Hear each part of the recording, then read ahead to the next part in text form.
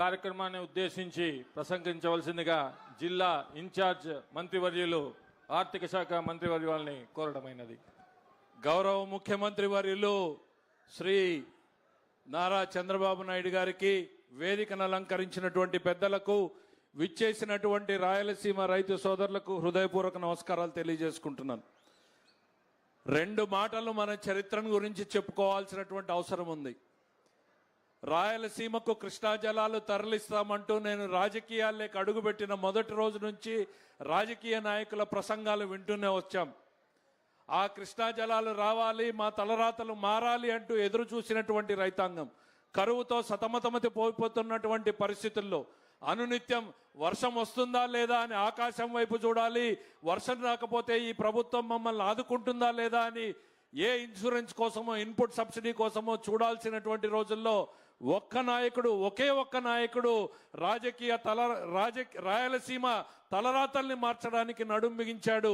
ఆనాడు నందమూరి తారక రామారావు గారు హంద్రీనీవా కాలువని ప్రారంభిస్తే చంద్రబాబు నాయుడు గారు 95లో ఉరవకొండలో శంకుస్థాపన చేసి కాలువ పనులని ప్రారంభిస్తే ఆయన చేతుల మీదుగానే మళ్ళీ ఈరోజు వెడల్పు చేసుకునేటువంటి కార్యక్రమాలను చేస్తున్నాం అనేటువంటిది గుర్తు చేస్తా ఉన్నా. మన పెద్దలు మన తరం ముందు తరంలో చూశారు, పాలెగాళ్ల రాజ్యం గురించి విన్నాం. కరువుతో అల్లాడిపోతూ ఉన్న కప్పం గట్టమని రైతుల పంటల్ని బలవంతంగా దోచుకుపోయినటువంటి రాజ్యం చేసినటువంటి నాయకులే, ముఠా నాయకులే పాలెగాళ్లు. ఈ రోజుకి మనం అంటారు నువ్వేమైనా పాలెగాడా అని.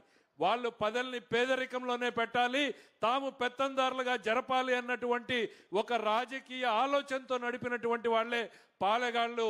ఆ వంశానికి చెందినటువంటి వాడే జగన్మోహన్ రెడ్డి రాయలసీమలో పాలెగాళ్ల రాజ్యం దేవాలని చూస్తున్నాడు, అరాచకాన్ని సృష్టించాలని చూస్తున్నాడు. మరోవైపు చంద్రబాబు నాయుడు గారు మన జీవితాల్లో వెలుగులు నింపాలి, వీళ్ళ జీవితాల్ని రతనాల సీమగా మార్చాలి, వీళ్ళ కుటుంబాలని అభివృద్ధి చేయాలి అనేటువంటి తపన పడేటువంటి నాయకుడు చంద్రబాబు నాయుడు గారు. తేడాన్ని గమనించమంటా ఉన్నాం. 5 ఏళ్లలో జగన్మోహన్ రెడ్డి గారిని ఎందుకు ఈ పని చేయలేకపోయారు? చంద్రబాబు నాయుడు గారు 1 సంవత్సరంలో కాదు, కేవలం 100 రోజుల్లో హంద్రీనీవా కాలువ సామర్థ్యాన్ని 6 పంపుల నుంచి 12 పంపులకు చేశాడు అని అంటే అది కర్నూలు జిల్లా, నంద్యాల జిల్లా, అనంతపురము, సత్యసాయి, చిత్తూరు వరకు కూడా రైతుల జీవితాలకి వెలుగు నింపేటువంటి కార్యక్రమం. మరి 2019లో ఉరవకొండకు వచ్చి జగన్మోహన్ రెడ్డి గారు ఏం చెప్పారు? ఎన్నికల ముందు 3 నెలల్లో హంద్రీనీవా పనులు పూర్తి చేస్తా అన్నాడు. 5 సంవత్సరాలలో గంప మన్ను తీలేనటువంటి వ్యక్తి చంద్రబాబు నాయుడు గారు వచ్చిన తర్వాత ఆర్థిక కష్టాలు ఉన్నాయి సార్, ఈ సంవత్సరం వద్దు, నెక్స్ట్ ఇయర్ చేద్దామని అధికారులు అందరూ కూడా చెప్పినా ప్రసక్తే లేదు. రాయలసీమ జీవితాలు, ప్రజల నమ్మకాన్ని మనం వాళ్ళకొక కల్పించాం. కృష్ణా జలాల్ని తరలిస్తామని మీరు పనులు ప్రారంభించండి, డబ్బులు ఎట్లా దేవాలో నేను చూసుకుంటానని చెప్పినటువంటి మహానుభావుడు చంద్రబాబు నాయుడు. ప్రజల్ని కంపేర్ చేసుకోమంటున్నా, ఏ ఒక్కటైనా సరే రాయలసీమ గడ్డ మీద నుంచే నేను ఇవాళ జగన్మోహన్ రెడ్డిని అడుగుతున్నా, ఈ రాయలసీమకు నువ్వేం చేశావు? కడప ఫ్యాక్టరీ తెచ్చావా? హంద్రీనీవాని వెడల్పు చేసావా? మేం చెప్పగలుగుతున్నాం. కియా ఫ్యాక్టరీని తీసుకొచ్చాం, ఇవాళ హార్టికల్చర్ హబ్గా చేస్తున్నాం, డ్రిప్ ఇస్తున్నాం, స్ప్రింక్లర్ ఇస్తున్నాం. రాయలసీమలో ప్రతి ప్రాజెక్టుని కూడా పెట్టుబడులు పెట్టి ఖర్చు పెట్టి ప్రారంభించే రకంగా ఇవాళ చంద్రబాబు నాయుడు గారి పాలన జరుగుతూ ఉంది. జగన్మోహన్ రెడ్డి గారిని ఇదే హంద్రీనీవా వేదిక మీద నుంచి అడుగుతున్నా, మీరు కానీ మీ రాయలసీమలో ఉన్న నాయకులు కానీ హంద్రీనీవా మీద, కాలువ గట్టు మీద చర్చకు సిద్ధమా అని నేను అడుగుతా ఉన్నా. ఏం మొహం పెట్టుకుని మళ్ళీ మాట్లాడతారు? ఇక్కడితో అయిపోలేదని చంద్రబాబు నాయుడు గారు నిన్న 2 రోజులు ఢిల్లీ, ఇవాళ కర్నూలు, నంద్యాల, రేపు తిరుపతి. ఎందుకు ఈ తపన, ఈ ఆరాటం?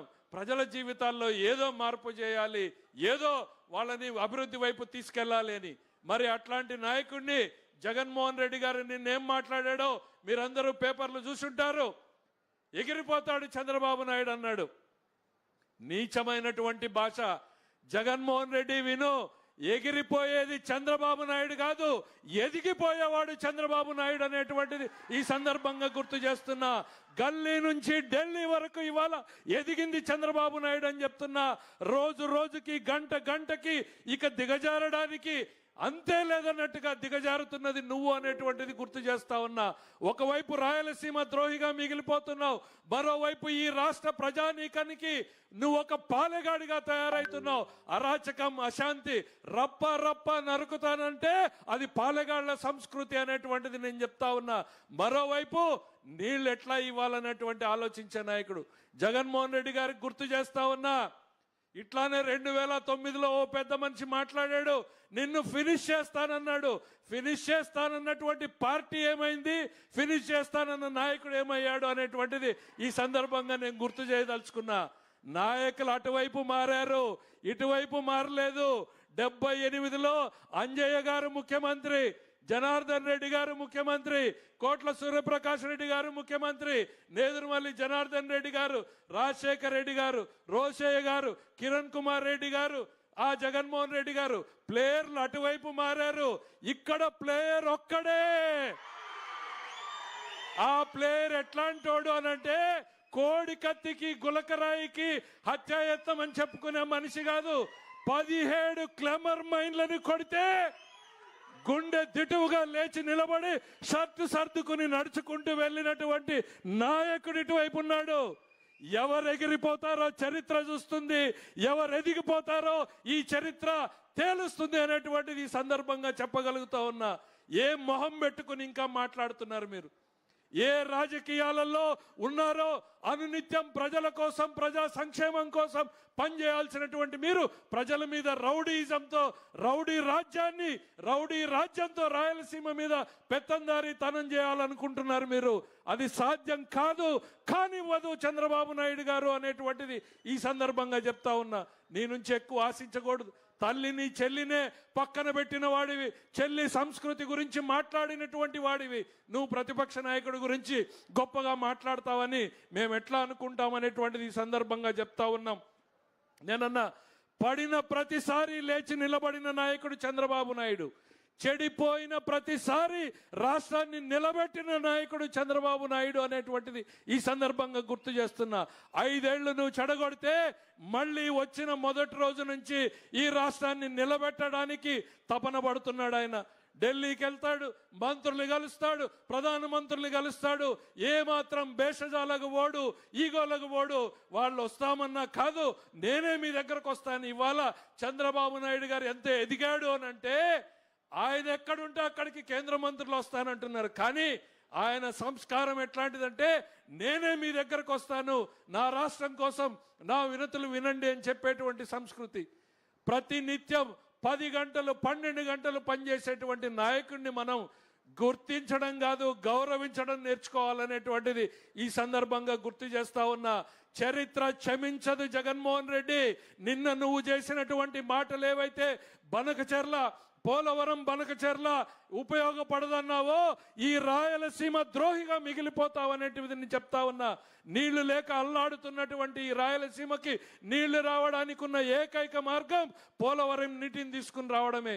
ఇవాళ జిల్లాలలో ప్రశాంతంగా కొంతమేరకైనా పని చేసుకోగలుగుతా ఉన్నారు అనంటే ఈ నీళ్లున్నాయి, వస్తున్నాయి అనేటువంటి నమ్మకంతో. ఎప్పుడైనా పత్తి పంటనో మిరప పంటనో చూసామా? అనంతపురం జిల్లాలో ఈరోజు మిరప పత్తి పండించగలుగుతున్నామంటే ఈ హంద్రీనీవా వలన అనేటువంటి చెప్తా ఉన్నా. 1 సంవత్సరంలో 100 రోజుల్లో రెట్టింపు సామర్థ్యాన్ని చేసి చూపించినటువంటి ఈ నాయకుడికి జేజేలు పలకాల్సినటువంటి అవసరం మనందరికీ ఉంది అనేటువంటిది ఈ సందర్భంగా తెలియజేస్తూ, రాయలసీమ జీవితాల్ని మార్చేందుకు చంద్రబాబు నాయుడు గారు పనిచేసిన దాంట్లో 1% కూడా జగన్మోహన్ రెడ్డి గారు 5 ఏళ్లలో చేయలేదు. దాని మీద చర్చకు నేను సిద్ధంగా ఉన్నాను అనేటువంటిది సందర్భంగా తెలియజేస్తూ, రమ్మని సవాల్ చేస్తూ సెలవు తీసుకుంటున్నా. మరి ఈరోజు ఈ కార్యక్రమాన్ని ఉద్దేశించి పెద్దలు, పూజ్యులు, గౌరవనీయులు ఆంధ్రప్రదేశ్ రాష్ట్ర ముఖ్య